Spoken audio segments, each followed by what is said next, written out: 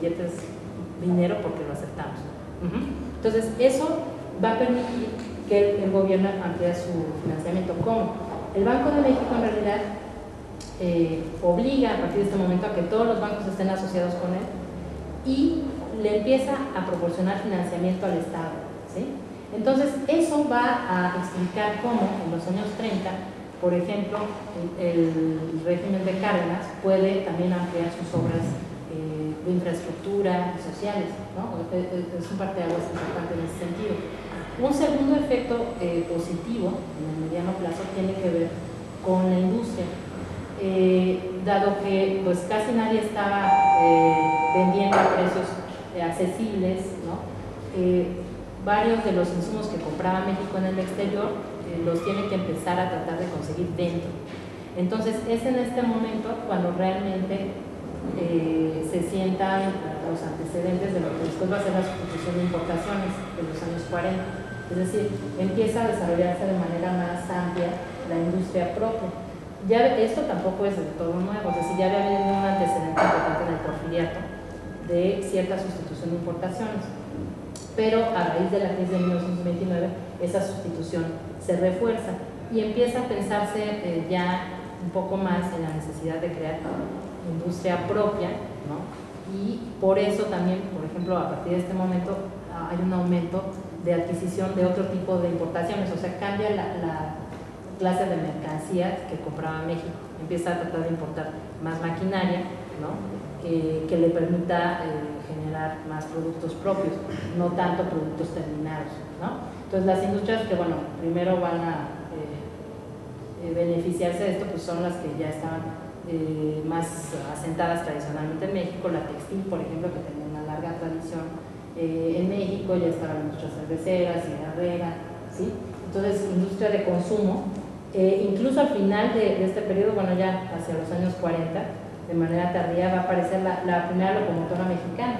Quizá no, es decir, México logró fabricar su propia locomotora, aunque bueno, eso sucedió desgraciadamente a destiempo, ya en el momento en que el ferrocarril iba de salida, digamos, en muchos lados como sistema de transporte, pero a lo que voy es a que hay ya un cambio como de perspectiva de qué es lo que hay que, digamos, qué es lo que debe ser prioritario, ¿no? En términos de logros económicos. Bueno, finalmente de esta crisis se va a salir a partir de 1922 por una recuperación que tiene que ver también con el cambio exterior en los precios.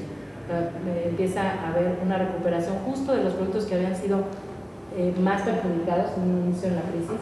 La minería y el petróleo se vuelven de nuevo fundamentales. Y en ese sentido, otro de los cambios importantes tiene que ver con la composición del comercio. Nosotros también asociamos siempre que hemos tenido como esta relación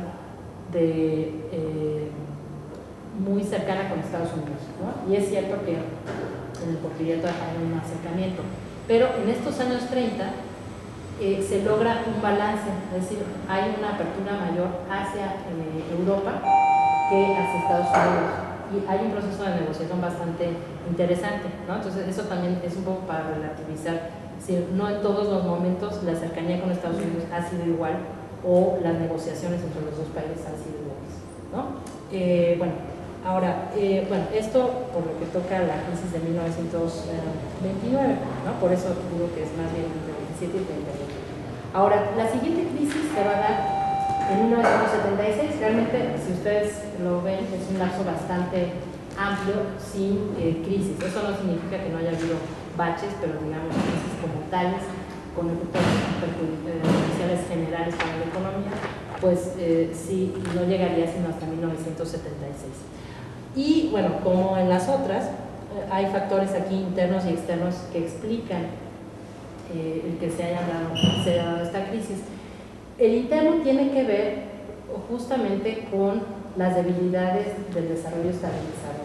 Si nosotros trazamos la cronología de la historia económica de México en el siglo XX, tenemos, bueno, este periodo de reconstrucción que está en los años 20, ¿no?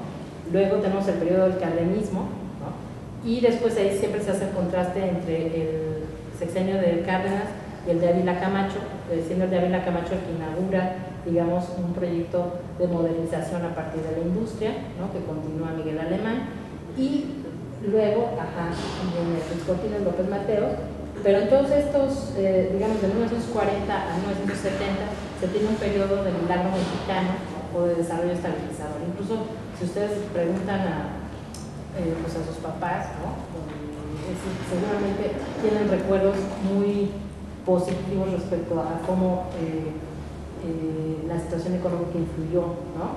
O incluso lo pueden ver en la trayectoria familiar, como una posibilidad de ascenso social o de movilidad social que realmente por eso se asocia con el milagro. Ahora, es indiscutible que ese milagro tuvo logros importantes, ¿no? Es decir, se logró, por ejemplo, que hubiera más sectores medios, ¿no? Es decir, hubo también un proceso de urbanización más intenso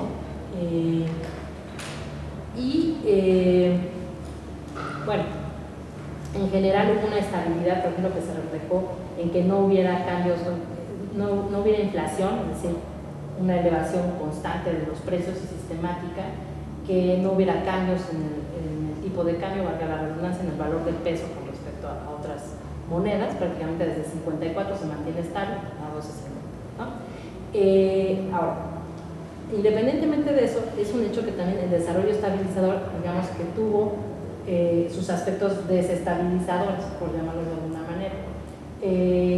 Y esos factores desestabilizadores hicieron o estallaron a principios de los 70. El desarrollo estabilizador, digamos que sentó las bases de su éxito, en parte en la estrategia de acumular recursos propios en un primer momento. Es decir, el hecho de que se generaran más sectores medios con mayor poder adquisitivo también permitía una mayor capacidad de ahorro para el país.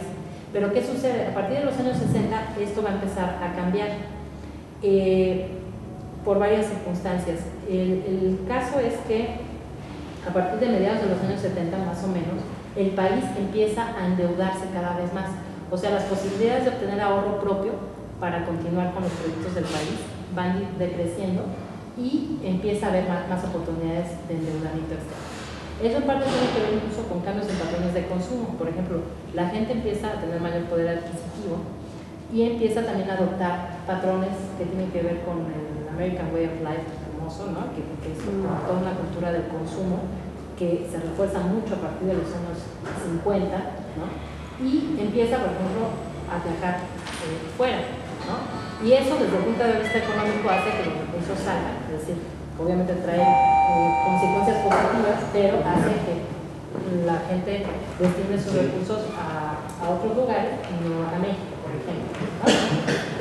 Bueno, ese es un punto que va a ser bastante crítico y se va a juntar con otro punto que también fue parte fundamental del desarrollo estabilizador, que fue la estrategia de desarrollo campo-ciudad.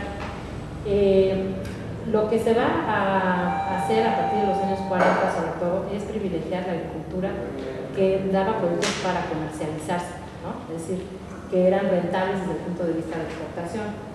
Entonces, por ejemplo, se va a explotar mucho esta parte de la horticultura, ¿no? El comercio de vegetales, que bueno, ya se ha exportado desde la Revolución, pero además tenía un canal fácil de salidas a Estados Unidos, en fin. Y otra parte de la agricultura se va a ir descuidando. Eso por un lado. Ahora, por otra parte, el desarrollo estabilizador genera también una migración campo-ciudad, pero la cuestión es que no se generan empleos en la ciudad al mismo ritmo de los que se pierden en el campo, ¿no? Entonces, eso va a empezar a generar un problema de empleo a partir de mediados de los años 60, que bueno, va a ser serio. Si a eso le sumamos las repercusiones del movimiento del 68, vamos a tener un cóctel bastante explosivo, porque lo que ocurrió en 1968 fue que realmente hubo una serie de protestas por parte de un grupo que no estaba tan controlado por parte del Estado revolucionario, ¿no? Es decir, estaba la CTM para controlar la parte obrera, la CNC para campesinado, pero estos sectores medios que están surgiendo, que surgieron con el desarrollo estabilizador, más heterogéneos, ¿no? Que empiezan a familiarizarse con estos modelos de vida más modernos y demás, empiezan también a cuestionar una serie de cuestiones, de de aspectos de cómo operaba el Estado, ¿no? ¿Y eso a qué lleva? A que a partir de los años 70 el régimen de Echeverría prometa un cambio que se traduce en el cambio de lema, que ya no es desarrollo estabilizador, sino desarrollo compartido. Es decir, lo que evidenció también el desarrollo estabilizador es que, si bien es cierto que surgieron grupos medios importantes, los extremos, es decir, los más ricos y los más pobres, se polarizaron cada vez más. Es decir, los más pobres se hicieron más pobres y los más ricos más ricos.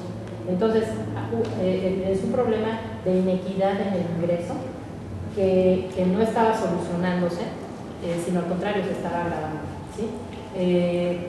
Y bueno, de ahí la estrategia del desarrollo compartido. Ahora, una de las debilidades de adoptar esta estrategia fue que justamente lo que se planteó fue, bueno, a ver, vamos a introducir este objetivo, es decir, ya no solo generar riqueza, sino realmente redistribuirla para que haya una mejor calidad de vida para la mayoría. Pero las estrategias de financiamiento no cambiaron. Es decir, para hacer eso, el Estado necesita más recursos, ¿sí? Y uno de los puntos débiles que también